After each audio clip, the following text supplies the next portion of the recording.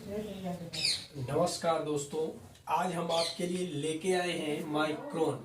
Micron क्या होता है ये जानने से पहले आप मेरा चैनल सब्सक्राइब, लाइक और शेयर कर दीजिए। ठीक है, चलो अब हम बताने जा रहे हैं आपको माइक्रोन के बारे में। माइक्रोन क्या है? माइक्रोन लंबाई की एक यूनिट है। ठीक है, माइक्रोन मीटर का 10 लाखवां भाग है। ये मीटर का कितना है? 10 लाखवां भाग है। हम माइक्रोन के बारे में बहुत सारी बातें बताएंगे आपको। आप मेरी क्लास रेगुलर लेते रहिए, हम आपके लिए फिजिक्स बिल्कुल आसान कर देंगे। ठीक है, तो माइक्रोन माइक्रोन ये बहुत सूक्ष्म इकाई है, बहुत छोटी इकाई है, जिसे हम नग्न आंखों से बड़ी मुश्किल से देख पाएंगे। ठीक है, इसके लिए हमें सूक्ष्मदर्शी का प्रयोग करना पड़ता है। ठीक है, तो माइक्रोन से हम बहुत छोटी दूरी नापते हैं। जैसे अगर 10 माइक्रोन तक की दूरी हम एक स्वस्थ आंखों से बहुत ही मुश्किल से देख पाएंगे। ठीक है, मानव नेत्र जो है हमारा, वो 50 से 60 माइक्रोन के बीच की दूरी को देख पाता है। ठीक है, और जो हमारे कोहरे की एक बूंद होती है, कोहरे के अंदर पानी की एक बूंद होती है, वो 10 माइक्रोन की होती है, जिसे हम बड़ी मुश्किल से ही देख पाते हैं। उस समय हमें सिर्फ धुआं सा दिखाई देता है। ठीक है, तो अब हम बात कर रहे थे माइक्रोन जो है ये लंबाई की एक यूनिट है।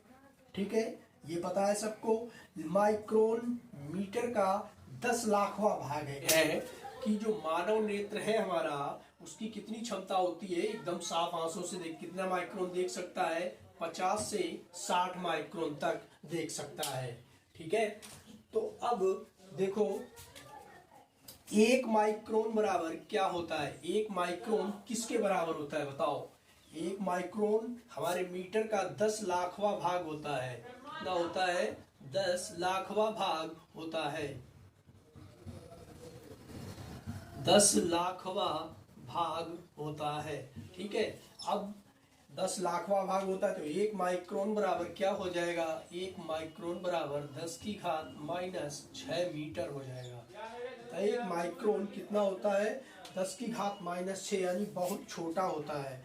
एक मीटर लीजिए, उसमें से आप उसके 10 की घात माइनस 6 10 लाख खंड कीजिए, उसके बाद आप देखिए, आप देख पाओगे एक माइक्रोन को? नहीं देख पाएंगे। ठीक है, तो हमने यहाँ पे लिखा है, ये भी देख लीजिए कि एक माइक्रोन 0 हम आपको बताने जा रहे हैं माइक्रोन के बारे में। और आगे अभी हमने बताया था आपको कि 50 से 60 माइक्रोन तक ही हम मानव नेत्र से देख पाते हैं। ठीक है, क्या होता है कि जैसे एक जीवाणु, माइक्रोन को, एक जीवाणु कितना होता है? 1 से लेकर 10 माइक्रोन का होता है, जो हमें दिखाई नहीं पड़ता है। जिसे किससे देखा जाता है? सूक्ष्मदर्शी से देखा जाता है। आप देखिएगा सूक्ष्मदर्शी से कि हमारा जो दही होता है, अगर आप इसे सूक्ष्मदर्शी से एक बार देख लिया ना, तो आप इसे खाने का कभी मन नहीं करेंगे, क्योंकि इसमें सबसे ज़्यादा जीवाणु होते हैं। ठीक है, बहुत जीवाणु।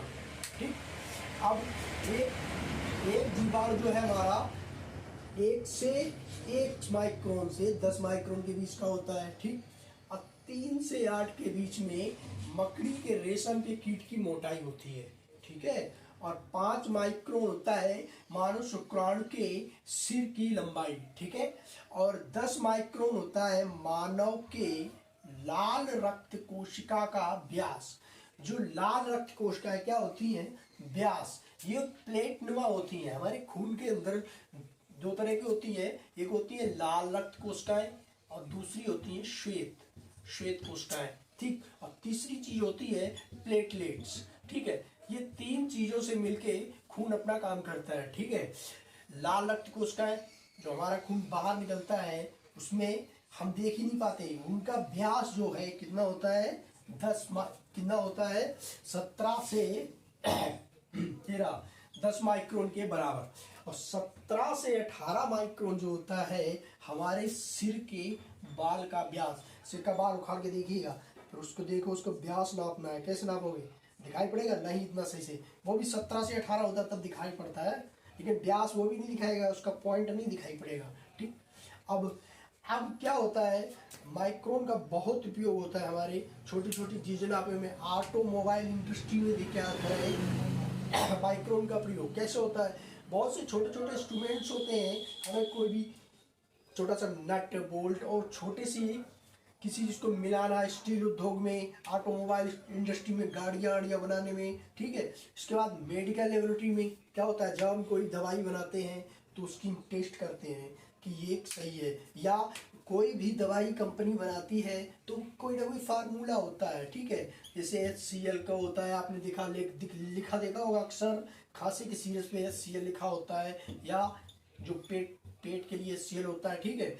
ये एक फार्मूला तो कम्बिनेशन से बनाई जाती है। कम्बिनेशन को मिलाने के लिए हमें माइक्रोन की जरूरत पड़ती है, ठीक है, कि कौन सा जीवाणु किस जीवाणु से रिएक्शन करके क्या नया चीज बनाएगा, ठीक है।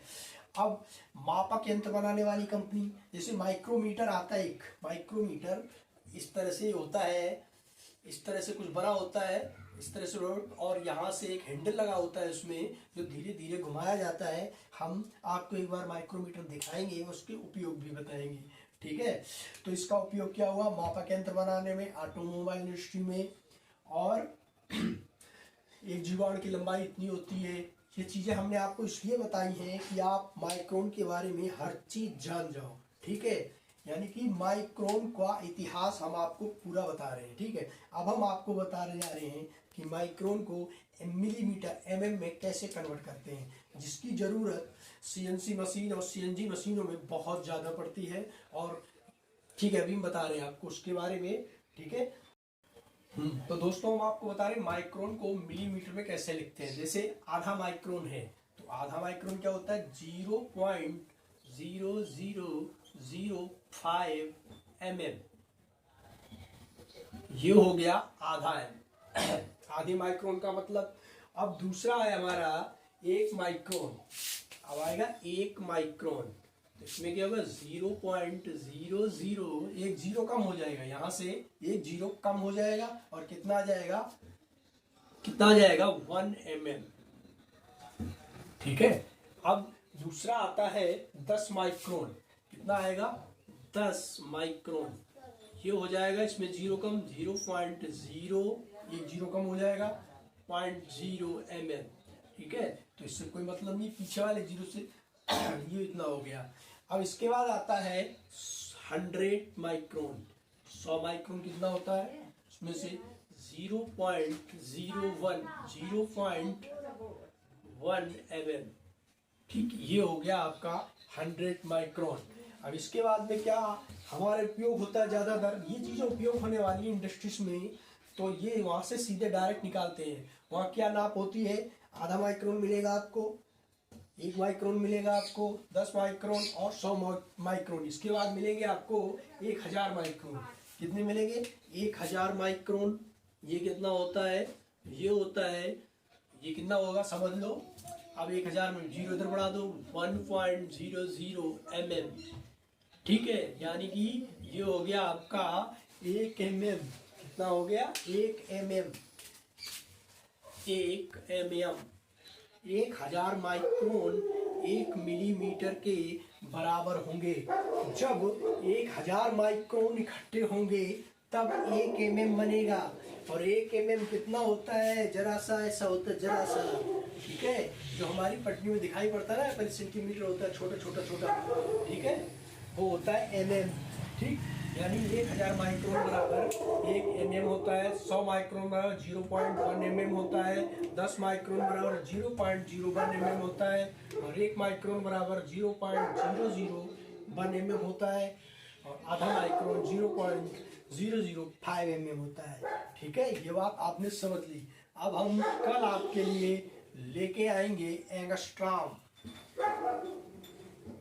कल हम एंगस्ट्रॉम का इतिहास पढ़ेंगे, ठीक है, इसका इतिहास पढ़ेंगे एंगस्ट्रॉम का। धन्यवाद।